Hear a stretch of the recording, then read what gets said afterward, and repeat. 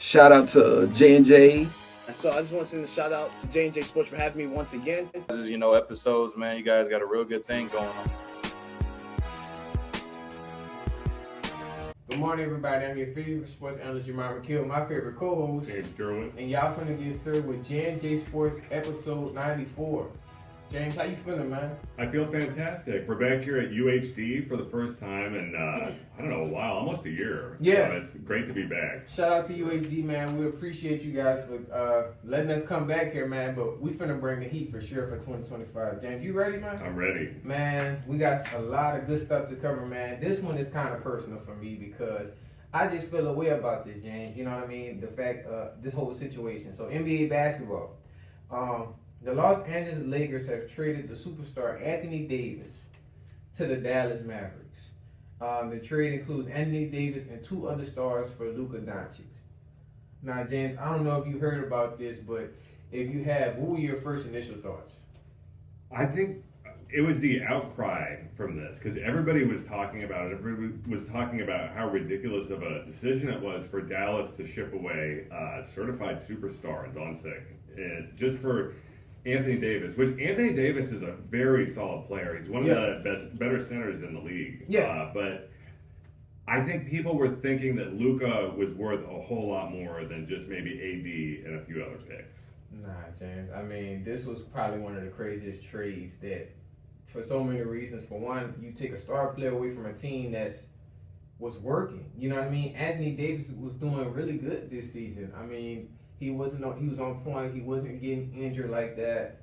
So it was kind of confusing me to like, what was the whole angle, behind this. But and they don't know if this is going to work, James. Like, this is really a hit or miss. You know what I mean? Because they still have to adapt to these teams. They have to, you know what I mean, to see if it works. You know, and Luka, that was Dallas. That was his team. So it's like you're going from having your own captain of your team to happen to be an underdog, because LeBron's not going to let him. You know what I mean? So it's just like, it's a lot that comes into play with this man. If we look at his highest stats with first of all, he brought him an NBA championship, and a lot of people be like, "Oh well, it was a bubble championship. It was still a championship." You know what I mean? At the end of the day, so somebody had to win. Yeah, and without him, they couldn't have got it. So he got them a championship. His 24 points, averaged 11 rebounds, 3 assists, in 312 games of his career. So that was his highest average with the Lakers. And just to get us started a little bit more, man, was this a smart trade? Why not?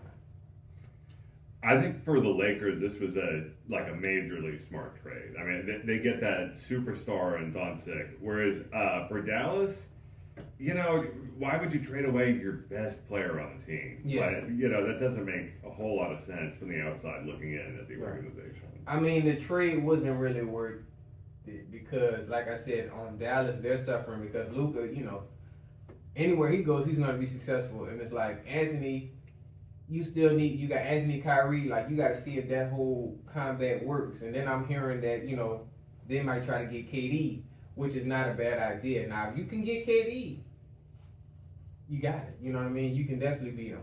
But that just depends on if KD wants that.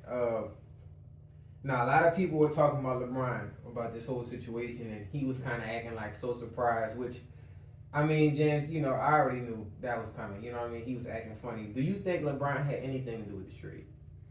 Well, he's the big superstar on the team, and they always ask the superstars, not always, but a lot of times they'll say, "Hey, how would you feel about playing with Luka?" Yeah. And I'm sure he was probably excited about it. Yeah. And what's interesting is kind of how you're bringing up, maybe him and AD weren't meshing very well. Right. Yeah, I mean, I know it was difficult, like I said, that bubble, and they was trying to get another one. You know what I mean? But at the same time, it's like, it's really just how you do things. That's the thing that's upsetting me because, like I said, he gave his heart to that team. You know what I mean? Regardless, and it's like you kind of, without him knowing, like I can see if y'all had a conversation, he knew, he agreed. Yeah, but it's like, it's a business though. That's just how it goes. You don't know when you're going to get traded. You just have to enjoy your time whenever you're playing with your team. But The Dallas Mavericks, they've also got that new ownership out there, which, Yeah. Mark Cuban is no longer running things there. And it's a casino family that's picked up, the team there. So Right. I think from what I was hearing from Mike Fisher on Athlon Sports, they're trying to make Dallas kind of like Dallas Vegas or Yeah. Dallas Las Vegas, make it kind of a gambling center for Texas. Man, yeah, man. Like I said, I thought the chemistry was there, but I'm guessing it's not. And this is a few incidents where LeBron kind of got his way with getting rid of players. Kyrie Irving, we already know that situation. He brought him in. It's like he has the power to bring a player in and to get him out. You know what I mean? Russell Westbrook, we already know that was a one-time thing. Which I really thought that was gonna work, James, but at the same time, like I said, Westbrook is that same type of player. He's used to starting. He's used to being a dominant person. So when you have to go under somebody, it's not really comfortable. Like you know what I mean? You're not really used to that. So I already knew that wasn't gonna work for long. And then the D'Angelo Russell, which that was rightfully so. He was lacking. He wasn't playing like we know he could play.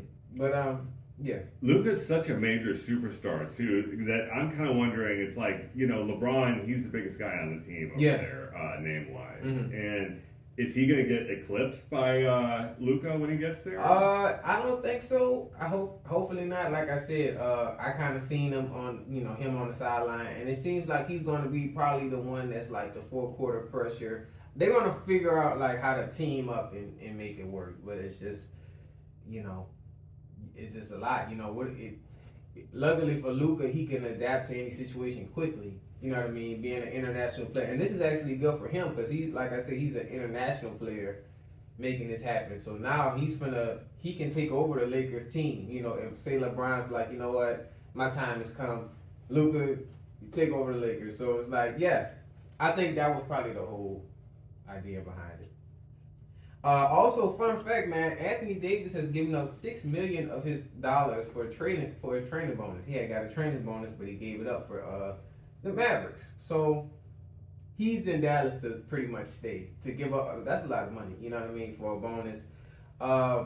Is the trade going to work? And if so, for which team? And is this a Chicago player error, James? Because reason I say that, a lot of these guys that get traded like badly, not really professional, is from Chicago. We think about Derrick Rose, how he got a phone call and they, without him even knowing, and then Patrick Beverly, the situation with the Clippers, how they did him, but he got his revenge back, coming back in the playoffs, beating them, and advancing. And then now we got Anthony Davis, all these guys from Chicago. So what do you think, man? I'm kind of curious, like, is Davis now probably going to become the biggest name there in Dallas? Oh, yeah. So, and also considering that he gave up that bonus, I mean, he could have said, no, give me my $6 million. Right. You're trading me. I'm leaving Los Angeles for Dallas. I'm not familiar with that city. Right. But he said, hey, I'll go to Dallas. Yeah. And then that money, they can use that money to add on players, add on to the roster, which it's looking like a pretty good one. You got still got Kyrie, you got him, you got some other superstars coming. So Dallas, you can't shut Dallas out. You know what I mean? I'm sure everybody's also wondering how they're going to look throughout the season. Throughout the rest of the season, right? So I can't wait to see AD play. I want to see how this plays out. I really more so for him because, like I said, he didn't know this was going to happen. And it was kind of, I'm like, man, that's it's crazy how they could just do that. But y'all let us know how y'all feel about just the situation. AD, man, I wish success, man, and I hope everything works out for sure. And before because like I said, so do you think it's a Chicago player era though, or do you think it was kind of just like every player? They had so much success, 30-something years ago that I guess it's hard for them when they have a superstar. If they're not producing at a certain level, they get impatient. Yeah. And we keep seeing this over and over with players, of teams getting impatient with them. Yeah. Not even just, it's a lot of trades going on, James, right now with NBA. Like that, it's kind of making me uninterested because it's like, y'all making just any type of trades, man, which we're going to get into a few in a minute. But this Warriors trade. But we'll keep you guys updated, man, on him. Hopefully this works out. Like I said, this definitely hit me and James across the head. So we'll see how this turns out for sure. And then we're gonna get into a few sports news topics.